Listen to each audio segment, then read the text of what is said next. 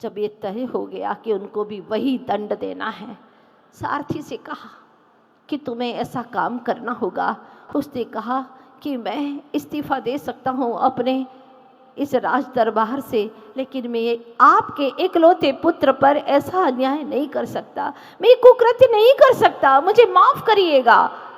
तब रानी साहिबा देवी अहिल्याबाई स्वयं रथ पर सवार होकर के सारथी बन करके और चली जा रही हैं। दूर से रथ आ रहा है और पुत्र को वहां पर बांध करके रख दिया है।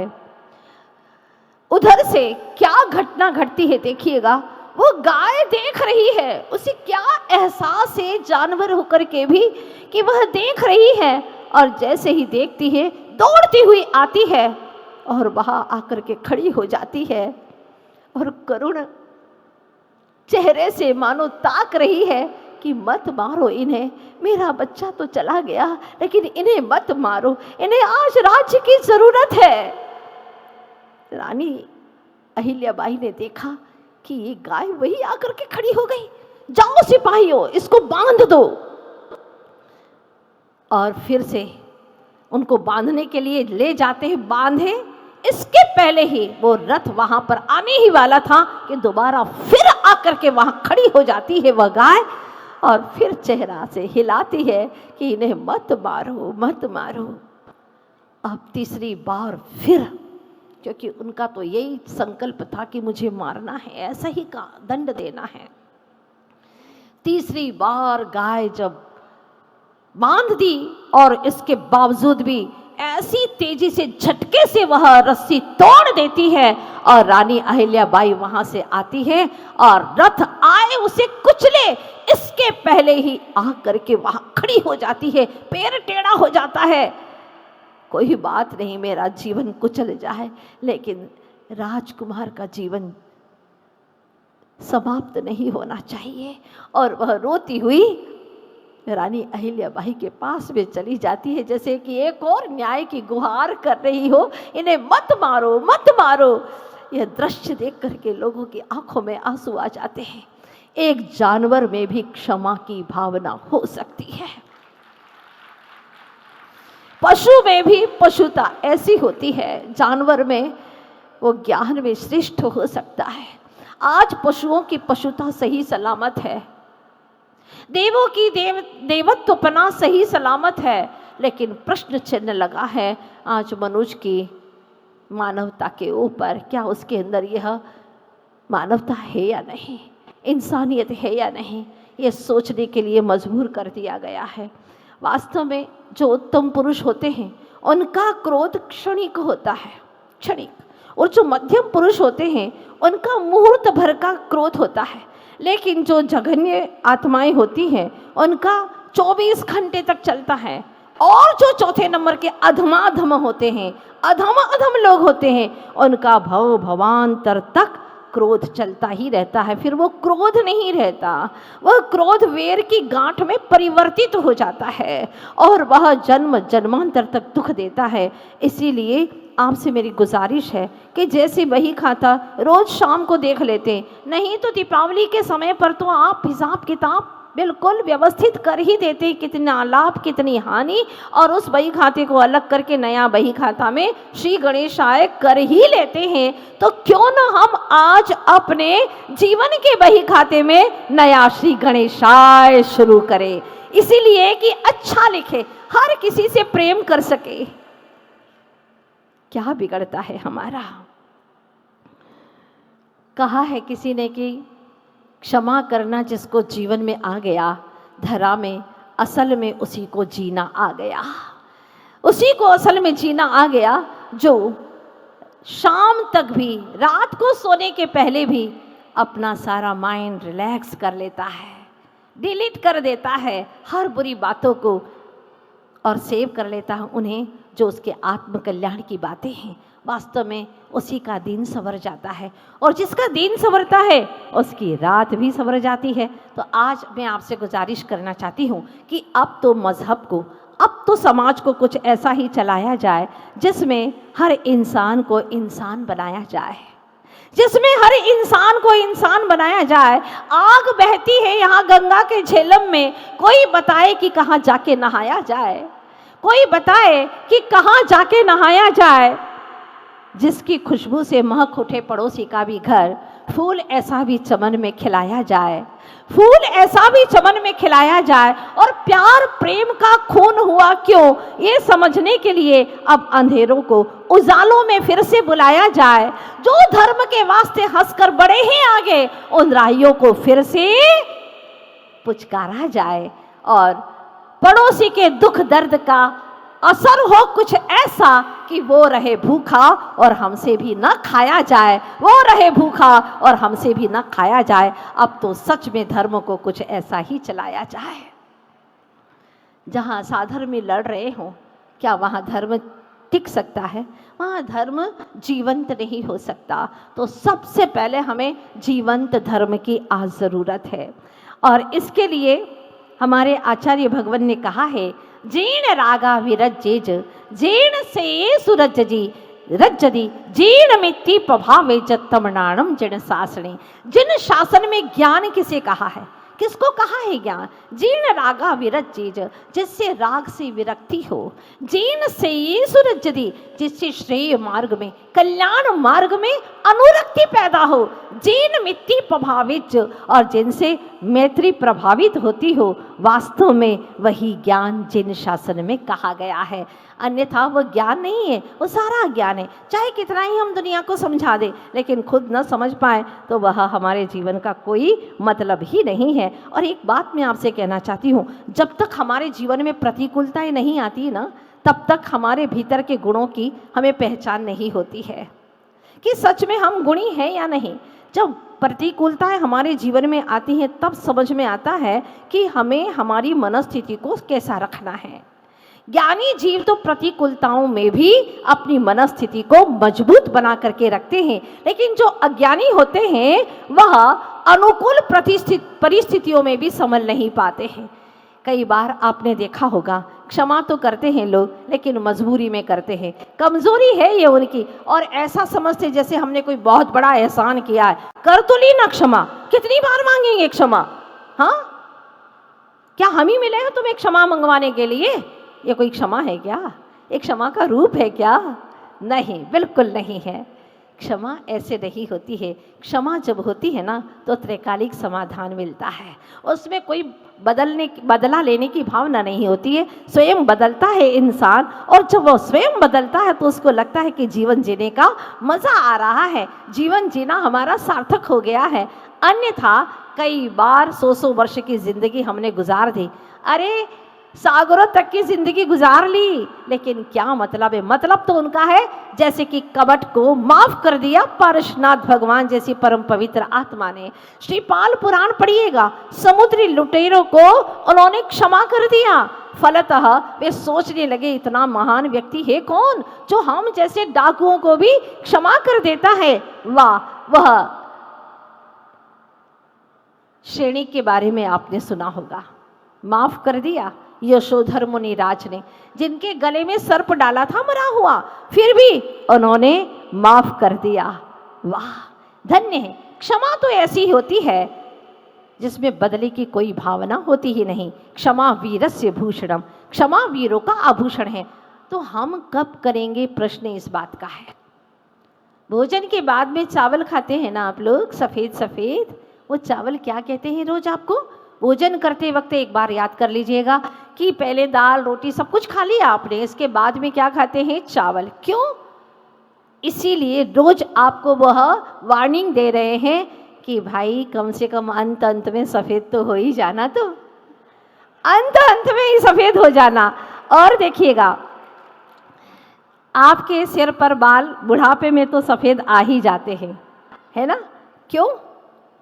ये कह रहे हैं कि बुढ़ापे में कम से कम सफ़ेद होके जाना, काले मत जाना। रोज हमें ये संकेत देते हैं, अपने मन को धवल कर लेना, शुभ्र कर लेना, सफ़ेद कर लेना, कोई कालीमा मत रख लेना। और तो और जो हमारे उपकारी जन है उसके प्रति हम गलत सोच लेते हैं। जो जनक जननी उनके बारे में गलत, जो मित्र है उनके बारे में गलत, और तो और क्षमा मांगने में कतराते हैं कि हम क्षमा मांगेंगे तो कहीं छोटे हो गए, लोग क्या समझेंगे कि गलती इसी की है। मत देखो दुनिया को, आप अपने हृदय को देखो, इसमें आपको कितनी शांति मिलेगी। जब पूरा लेखा जोखा आपने व्यवस्थित कर लिया है और अब कुछ भी उसके प्रति आपका द्वेष भाव बचा ही नहीं है, फिर उस रात को देखो कितनी चैन से नींद आती है, राहत मिलती है, मन आहत नहीं होता। तो ध्यान रखिएगा कि जो पशुता भरी जिंदगी जीता है वह मात्र स्वहित को ही देखता है, लेकिन जो मनुष्यता की जिंदगी जीता है वह स्वहित के साथ में परहित को भी देखता है। लेकिन जो देवता की जिंदगी जीता है वो परहित के लिए अपना स्वहित भी कुर्बान कर देता है, लेकिन स्वहित को छोड़ करके भी परहित को देखता है। ऐसे महान आत्मा इस दुनिया में बहुत कम हुआ करती हैं। आचार्य भगवान गुरुवर श्री विद्यासागर जी महाराज के जीवन की कई घटनाएं याद आती हैं।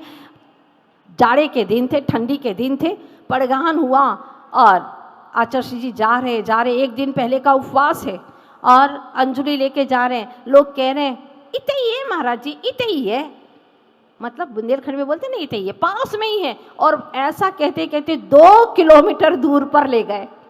ठंडी का दिन और बड़ा श्रावक बड़ा खुश है, आज पहली बार आचार्य भगवान के चरण पड़े, वो भी अपने घर में, फिर तो कहना ही क्या, बड़ा खुश हुआ और आचार्य भगवान के चरण धोए घुटने से लगा करके। इतना बड़ा घड़ा ले करके जल, वो भी ठंडा ठंडा हो गया था, डालने लगा। आचार्य जी शांति से बैठे हैं, अब क्या कर सकते हैं भाई, ठीक है तुम्हारी भक्ति है और बड़ी भक्ति है, बड़ा हंडा है, अब वो घुटने से ही डाल रहा है। इसके बाद में पूजन शुरू हुई। पूजन भी सामान्य शुरू नहीं हुई। ई विधि ठाड़ो हो ये के, हाँ पूरा विनय पाठ, कहाँ ये अवसर मिलेगा। और पूरी केवल रवि किरणों से वाली पूजन, आचार्य भगवान शांति से बैठे। अरे ओ हो, क्षमा के अवतार, दया के मसीहा गुरुवर, कोई विकल्प नहीं, शांति से बैठे। कोई गलती हो जाए तो उठ के भी चले जाए, गलती तो है ही नहीं, ये तो उसकी विशेष भावना है, भक्ति है। पूरा आहार, अच्छा ये सब कुछ होने के बाद में आहार हुआ। आहार तो 15-20 मिनट में हो गया। अब सारे शिष्यगण आ गए आहार चर्या करके और देखने लगे आचार्य भगवान आज आए नहीं, क्या बात है। इतने में ही आवाज़ें आने लगी, कहीं स्वास्थ्य खराब तो नहीं हो गया, बहुत देर हो गई है। अब उन्हें क्या पता था कि आज बहुत बड़ी बड़ी भक्तियाँ पढ़ी गई हैं वहाँ पर। और जैसे ही शहनाइयाँ बजी तो सोचा कि नहीं, आहार तो अच्छे से हुआ है, शहनाइयाँ बज रही हैं, इसका मतलब कोई दुख की बात नहीं है। आ गए आचार्य भगवान, बैठे और सारे शिष्यगण बैठे हैं। क्या पूछे, कैसे पूछे। आचार्य जी ने कहा क्यों, कुछ पूछना चाहते हो। हाँ आचार्य जी, हम लोगों की तो मन की बात आप पहचान ही लेते हैं, जान ही लेते हैं, तो क्या पूछना चाहते हो, यही कि आज इतने देर कैसे हो गई, यही ना। हाँ आचार्य जी, आप तो सब कुछ जान लेते हैं। देखो आज जिस श्रावक के यहाँ मैं गया था उसने बहुत बड़ी बड़ी भक्ति की है, और फिर बताया कि उसने यहाँ से घुटने से तो चरणों का